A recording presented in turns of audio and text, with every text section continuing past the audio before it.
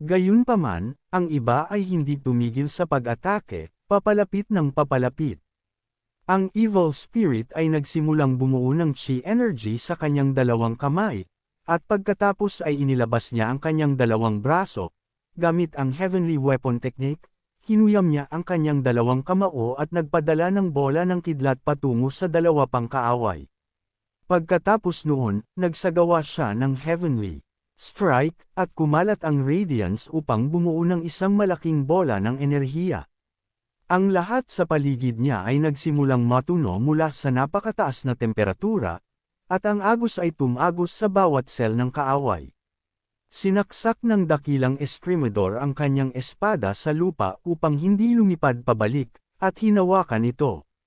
Napagtanto ng dalawa pa na kailangan nilang mapaglabanan ang mga kidlat na ito ng evil spirit, dahil kung hindi nila gagawin, ang kanilang dugo at enerhiya ay mahihigop palabas. Isang pag-atake na lang ang natitira sa evil spirit, at matatapos na ang oras nito. Ang heavenly hand, ang boses ng pantas ay umalangaw habang papalapit siya sa evil spirit. Heavenly sword, great thunderous strike, sabi ng heavenly swordsman, naghahanda para sa huling pag-atake. Inihampas niya ang kanyang sword sa evil spirit, may tiwala na ngayon ay magagawa nilang tatlo na hampasin ang tiyak na pag-atake. Kasabay nito, ang lahat ng enerhiya sa paligid ay kumikinang ng napakaliwanag na ang kanilang mga katawan ay nawala ng kulay at naging isang puting masa. Inilagay ng kataas-taasang Diyos ang kanyang mga kamay sa kanyang harapan at sinabi ang kamay ng kataas-taasang Diyos. Mapait mang aminin, ngunit ito na nga ang huling labanan ng evil spirit. Pagkatapos nito, magkakaroon lamang ng walang hanggang pagtulog. Ngunit wala siyang pinagsisisihan, maliban sa isang bagay, kinuha ng elder ang naaangkop na posisyon para gamitin ang heavenly weapon technique at nagsalita ng heavenly explosion. Ang tanging natitira sa kanyang puso ay ang panghihinayang para sa kanyang anak, si San, at humingi ito ng tawad sa kanya dahil sa pag-iwan sa kanya ng mag-isa. Ang radiance ay napakalakas na ang lalaking nasa harapan niya ay tanging nakakabulag na liwanag at wala ng iba pa. Ang tanging naririnig niya sa paligid ay ang tunog ng kidlat at lumilipad na mga bato. Ang huling mga salita na sinigaw ng evil spirit ay nang umalis ang kanyang anak. May dala itong libro ng sword techniques na minana niya sa kanyang ina. Siya ay napakatalino, at hanggang sa ang kanyang anak na babae ay nababahala, natutunan na niya ang sining na ito. Habang nakahiga siya sa lupa, patuloy niyang sinabi sa bata na kung makikita niya ang kanyang anak na babae sa hinaharap, pabayaan na lang siya, kung maayos ang kanyang pamumuhay at kung siya ay nasa mahirap na sitwasyon, tulungan siya. Dapat sapat na iyon.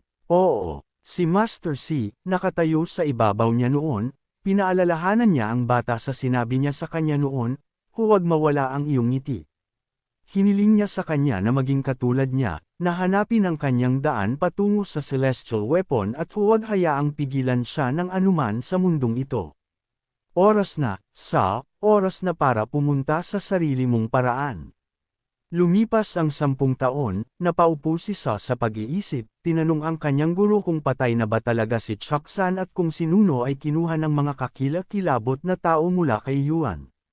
Dahil sa kalungkutan, nagsimula siyang magtaka kung ano ang mangyayari kung hindi nangyari ang mga kakilakilabot na pangyayaring ito. Naalala niya ang sandali nang siya ay ipinako sa krus laban sa buwan, at tinanong siya ng elder, gusto mo bang mabuhay? Ngunit ang kanyang hitsura ay hindi mukhang buhay. Ang kanyang bagbog na katawan, na puno ng mga pasa at sugat, ay walang ilusyon. Muli siyang tinanong ng kanyang matandang guro, gusto mo bang mabuhay, kahit na kailangan mong magdusa? Paglingon niya, nakita niya ang mapait na sinabi na matagal na nang umalis ang kanyang guro sa mundong ito. Tinukoy niya ang patay na guro na nakahiga sa likuran niya. Sinabi na siya ay katulad ng hitsura niya sa kakilakilabot na araw na iyon. Tila nabubuhay pa ang guro, tila huminto ang oras. Sa sandaling iyon sa araw na iyon, napakabata pa ni Sa para matanto ang tulong na kanyang natanggap, ngunit ngayon ay puno ng pagmamalaki. Napagtanto niya na ang kanyang pagmamalaki ay na siya ay isang disipulo ng dakilang guro na ito, na nakayuko sa harap ng bato kung saan nakahiga ang elder, sabi ng bata, 35 Heavenly Instrument Dance. Ayuya, binabati kita sa huling pagkakataon bago ako umalis. Nangingilid ang mga luha sa kanyang mga mata habang inaalala ang pagmamahal na ibinigay sa kanya ng guro noong nabubuhay pa siya, kung gaano niya kagustang ibalik ang mga damdaming iyon, ngunit hindi na maibabalik. Mayroon lamang isang paraan pa sulong upang magpatuloy ng walang tigil, nang hindi lumilihis sa kanyang layunin. Tumayo siya at huling tumingin sa bato kung saan nagpapahinga ang kanyang guro, na nagbigay sa kanya ng bagong buhay, na nakatalikod. Ang bata ay nagsimulang sumulong, bawat hakbang ay mas lumalayo sa kanya mula sa nakaraan. Bigla siyang nakarinig ng boses na tumawag sa kanyang pangalan at nagtanong kung naalala niya ang sinabi. Tumingin sa guro, tinanong niya, na nagtataka, "Guro, ikaw ba ang nagsasalita?" Pagkatapos ay tinanong niya kung talagang sinabi ng guro ang mga salitang iyon. Gusto mo bang mabuhay? Gusto mo bang mabuhay, kahit na kailangan mong magdusa ng higit pa kaysa sa impyerno? Ang parehong mga salita ay sinabi ng bata nang sabihin niya sa guro ang tungkol sa pagkamatay ng kanyang malapit na kaibigan at kung paano kinuha ng mga barbaro ang kanyang kapatid na babae, wala siyang magawa kundi maghintay sa kanyang kamatayan, kahit na kailangan niyang dumaan sa totoong impyerno. Mas malala pa kaya ito sa naranasan niya. Pagkatapos sa sandaling iyon, napansin ng guro ang ngiti sa kanyang mukha at binigyang diin, labis kang nasasaktan, ngunit nakangiti ka pa rin.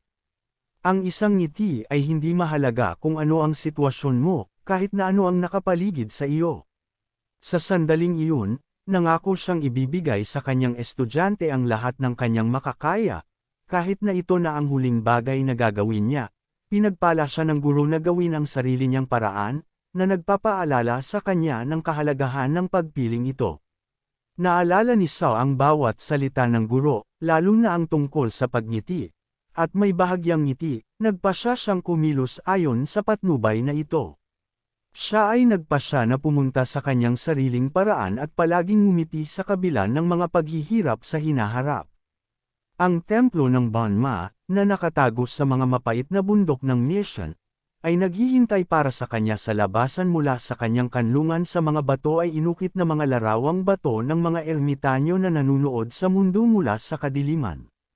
Ang mga tao na naruroon ay nagtaas ng alarma, naramdaman ang paggising ng isang evil spirit.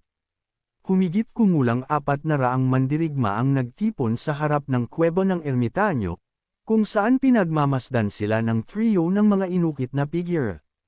Nagsimulang magtipon ang enerhiya sa labasan, at ikinulong ng mga ermitanyo ang kasamaan sa halaga ng kanilang buhay upang hindi nito masira ang mundo. Ang kanilang templo ay umiral upang pigilan ang muling pagkabuhay ng evil spirit. At ngayon ay dumating na ang sandaling iyon, ang mga kalbong mandirigma ay sumigaw na dapat nilang pigilan ang muling pagkabuhay ng evil spirit sa anumang paraan. Inutusan niya ang lahat ng mga mandirigma na agad na lumahok sa labanan, anuman ang takot at panganib. Halos himatayin siya sa sumunod na nakita. Nanlaki ang mata niya sa sobrang takot. Sa ilalim ng kanyang mga paa, naramdaman niya ang isang malakas na lindol na tumataas mula sa mga bituka ng Earth. Ang enerhiya na lumalabas sa kuweba ay napakalakas kaya ang lahat ng mga mandirigma ay nahulog sa ilalim ng presyon nito. Isang maningning na ningning ang biglang nagliwanag sa lahat sa paligid at sa background ng liwanag na ito, tanging ang mga sigaw ng mga mandirigma. At ang mga tunog ng ermitanyong kuweba ang maririnig. Ang pagsabog ay naging mas malakas, at ang mga mandirigma ay itinapon sa paligid na parang mga laruan sa ilalim ng impluwensya ng napakalakas na enerhiya na wala silang lakas upang tumayo at nahulog sa ilalim ng presyon ng kapangyarihan nito. Mula sa malayo, isang bughaw na liwanag ang nagniningning sa tuktok ng bundok, bumasag sa mga ulap, na umaakit sa atensyon ng lahat sa paligid. Isa itong bitag na nagpo-protekta sa buong templo, ngunit hindi maintindihan ng kalbo ang nangyayari nang makita niya ito. Ilang beses niyang tinanong ang sarili kung ano ang nangyayari, ngunit wala siyang mahanap na sagot. Nang makarinig siya ng malakas na kaluskos ng bato, Tumangala siya at nakita niya ang isang napakalaking gate na lumilipad pababa mula sa bundok. Siya ay hindi kapani-paniwalang maswerte. Ang gate ay nahati sa dalawang bahagi sa kalagitnaan ng hangin at nahulog sa magkabilang gilid nang hindi siya tinamaan. Nanatili siyang nakaupo sa gitna na parang ibon sa pugad, hakbang-hakbang, isang manipis at balingkinitang binti ang lumabas mula sa kuweba, maingat na humahakbang sa lupa. Si Sa ang unang lumabas sa liwanag sa mahabang panahon. Napakasakit ng alikabok sa mata niya kaya napaisip pa siya kung dapat ba siyang lumabas ng konti. Napakaliwanag ng liwanag na nahihirapan man lang buksan ang kanyang mga mata. Ngunit sa kabila ng lahat, hindi nawala ang ngiti sa kanyang mukha. Ipinatong niya ang kanyang kamay sa nakakasilaw na sikat ng araw, na naging hadlang sa kanyang tuluyang pagbukas ng kanyang mga mata. Matapos masanay sa liwanag, tumingin siya sa walang katapusang, magagandang bundok na nakaunat sa kanyang harapan. Ang maliwanag na bughaw na langit ay nagpangiti sa kanyang kaluluwa, na parang binubuhay ang kanyang pag-asa. Nakilala agad ng kalbo ang bata dahil naalala niyang siya pala ang sumunod kay Han Mubak, ang evil spirit, at pumasok sa ermitanyong kuweba. Nang maalala ito, hinawakan niya ang kanyang binti, na hindi ganap na nakalagay, masakit na inaalala ang nakaraan. Matagal-tagal na rin mula noong huli niyang naramdaman ang ganoong sakit sa kanyang binti, at ngayon ay nagpapaalala ito sa kanyang sarili ng may panibagong sigla, at ang sugat na nagtanggal sa kanyang binti ay natamo ng lalaking nakatayo sa kanyang harapan. Kumbinsido si Lisyo na 10 taon na ang nakalilipas, nang dumating sila para sa mga ermitanyo, ito mismo ang nangyari. Ang kumuha sa kanyang paa ay ang batang ito na ngayon ay nakatayo sa kanyang harapan. Kung paanong kinuha niya ang binti ng kalbong lalaki, kinuha niya ang buhay ng maraming monarko. Ang kabataang ito ay ang tumabi sa evil spirit Han Mubak. Kaya't siya ay isang disipulo ng evil spirit. Muli niyang naalala, ang mukha ng batang lalaki na nag-iba ng ekspresyon sa mga matang nakatingin sa kanya, na iwan siyang walang paa. Samantala, lumingalinga si Sa, nakita ang templo, at hindi niya matindaan kung narito siya noon, kaya tinanong niya ang tanong ng malakas. Isang lalaking papalapit sa kanya ang nagsabi, ang templong ito ay itinayo upang harangan ang iyong guro. Ipinaliwanag din niya na ang templo ay itinayo bilang parangal sa 3 ermitanyo na nag-alay ng kanilang buhay para makulong ang isang evil spirit. Mabilis na napagtanto ng kalbo na ang matandang nagsalita ng mga salitang ito ay monghe, Wanoy. Ang lahat ng mga sundalo ay lumuhad nang makita nila ang kanyang presensya, at siya ay lumakad at tumayo sa harap ng bata, kinakausap siya. Pagkatapos ay tinanong niya ang bata kung nais din ba niyang makipagdigma sa mga tao sa lupaing ito, tulad ng evil spirit. Ito ang paraan ng aking guro, ngunit ayaw ko ng digmaan. Paliwanag ng bata, tila kakaiba sa monghe na ang isang alagad ng isang evil spirit ay ayaw ng digmaan. Nagulat siya sa sagot ng bata at nahirapan siyang paniwalaan. Sinugod ng kalbo ang monghe at tinanong kung naniniwala ba talaga siya sa bata. Kahit na alagad siya ng evil spirit, sinabi niya na walang point ang pakikinig sa kanya. Ngunit sumagot ang monghe na kailangan muna niyang marinig ang kwento ng bata. Ngunit biglang sumigaw ang kalbong lalaki na pagkatapos talunin ng evil spirit, inilaan niya ang kanyang buong buhay sa Buddhism at martial arts. Ang kanyang kalmadong mukha ay nagbago sa isang galit at labis na inis, walang iniwan na bakas ng kanyang dating kalmado. Sumigaw siya na ang kanyang target ay ang disipulo ng evil spirit, dahil itinuring niyang siya ang embodiment ng evil spirit mismo. Ang bata ay dumating dito, at ang kalbong lalaki ay itinuturing na ang kanyang pagkakataon upang sa wakas ay makapaghiganti. Si Sa ay nananatiling kalmado gaya ng dati nang napagtanto niya ang sitwasyon at nagpasya na oras na para harapin sila. Nakangiting nagtanong siya ng isang bagay na nanalo ang monghe. Naghintay ako ng ilang minuto. Alerto rin ang kalbo, at akala niya ay tatakas si Sa. Ngunit tumalikod si Sa at tumayo sa harap ng 3 ermitanyo na inukit sa bato, na nakatuon ang atensyon sa kanila. Seryoso ka ba? Ito ang mga estatwa na itinayo bilang parangal sa tatlong ermitanyo, aniya, sa pagkamangha. Humingi siya ng tawad, kahit na napagtanto niya na ang mga estatwa ay hindi masyadong mukhang tunay na ermitanyo, ngunit wala siyang magagawa tungkol dito.